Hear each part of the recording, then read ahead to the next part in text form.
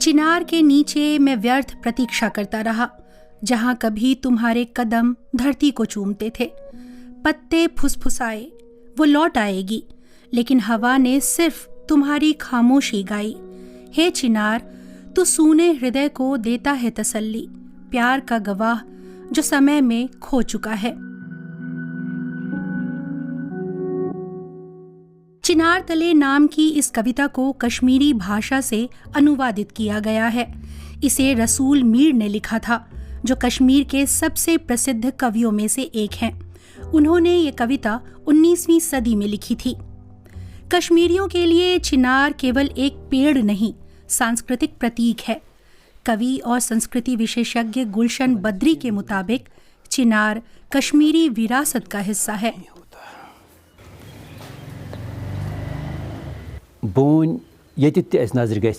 पहले के जमाने में गांव के लोग आपसी मामलों पर बात करने के लिए कहते थे, चलो चिनार के नीचे मिलते हैं। चिनार एक प्लेटफॉर्म था, एक स्टेज, एक ऑडिटोरियम था जहां हर कोई जमा हो सकता था।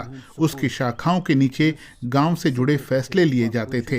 वो हमारी परंपरा का अभिन्न हिस्सा था। लेखक और कवि अक्सर उसकी छाया में बैठते थे। तब चिनार का पेड़ गर्मियों की कड़ी धूप में अकेला सहारा होता था। दुनिया के सबसे विशाल चिनार वृक्षों में से एक श्रीनगर के बाहरी इलाके में खड़ा है। ये 700 साल से भी ज्यादा पुराना है। अब बहुत कम चिनार ही इस उम्र में पहुंच पाते हैं। 1970 के दशक में कश्मीर में चिनार के 42,000 पेड़ थे। जानकार मानते हैं कि आज आधे से भी कम रह गए हैं। चिनार चिंताजनक गति से गायब हो रहे हैं। कई पेड़ सड़क या इमारत बनाने के लिए गिराए गए और कई जलावन के लिए काट डाले गए। जलवायु परिवर्तन भी इन पेड़ों को बहुत नुकसान पहुंचा रहा है। मौसम में सूखेपन की अवधि लंबी और मौसम ज्यादा गर्म होते जा रहे हैं। कश्मीर यूनिवर्सिटी में रिसर्चर अख्तर मलिक इन पेड़ों के खात्मे से चिंतित हैं। वो बताते हैं कि चिनार कश्मीर की जलवायु के लिए महत्वपूर्ण है। ये गर्मियों में शहरों की तपिश को कम करके तापमान को काबू में रखते हैं। It also reduces वो वातावरण से दूसरे प्रदूषकों की मात्रा को भी कम करता है। अगर वायुमंडल से कार्बन को कम करने में उसकी भूमिका देखें तो चिनार का पेड़ ये काम बखूबी अंजाम देता है, यानी वातावरण से कार्बन को हटाने में वो काफी कारगर है। कश्मीर यूनिवर्सिटी के कैंपस में ही मशहूर नसीम बाग है। 17वीं सदी में मुगल बादशाह अकबर ने यहाँ चिनार के 1200 पेड़ लगवाए थे, जिनमें से करीब 500 खत्म हो चुके हैं। शालीमार बाग भी श्रीनगर का ऐतिहासिक मुगल बाग है। यहाँ चिनार के कई पेड़ बहुत बुरी हालत में हैं। सर्दियों में ये बदलाव बहुत ज़्यादा महसूस नहीं होता, लेकिन बसंत और गर्मी के महीनों में गायब हुए पेड़ों का असर महसूस होने लगता है।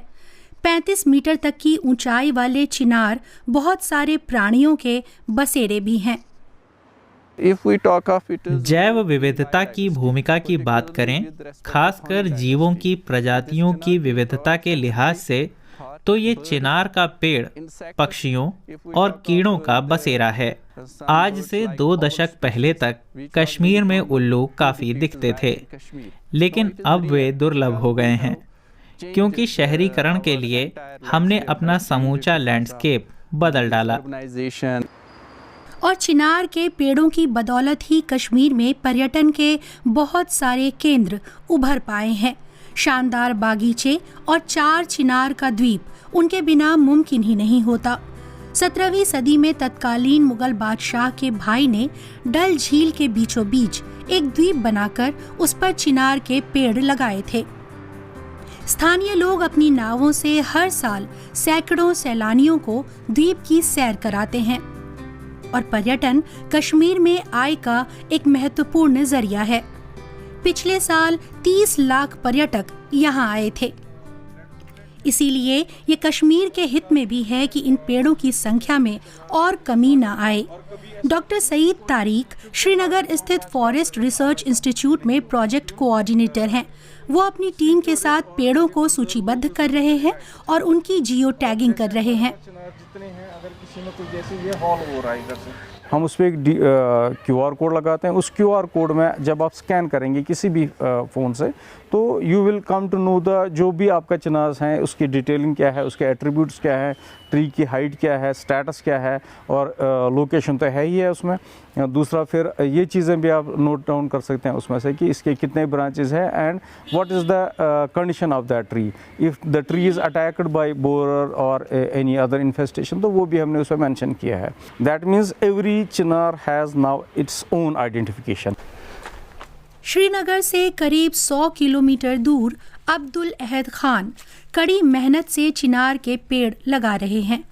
उनकी आजीविका पहले खेती और निर्माण के काम से जुड़ी थी, लेकिन कुछ साल पहले उन्हें चिनार से लगाव पैदा हो गया। वो सारे पौधे खुद ही लगाते हैं। रोपने के बाद शुरू के कुछ साल वो जैविक तरीकों का इस्तेमाल करते हैं ताकि पेड़ स्वस्थ रहें और उन्हें पर्याप्त पोषण मिले। मैंने इन पेड़ों को पूरे कश्मीर में देखा है। भले ही उनकी संख्या कम हो, लेकिन मैंने कभी किसी को इन्हें लगाते नहीं देखा। फिर मुझे विचार आया कि क्यों ना मैं इसे प्रोजेक्ट बना दूं। मैंने फैसला किया कि मैं खुद शुरुआत करूंगा। ये शानदार पेड़ हैं।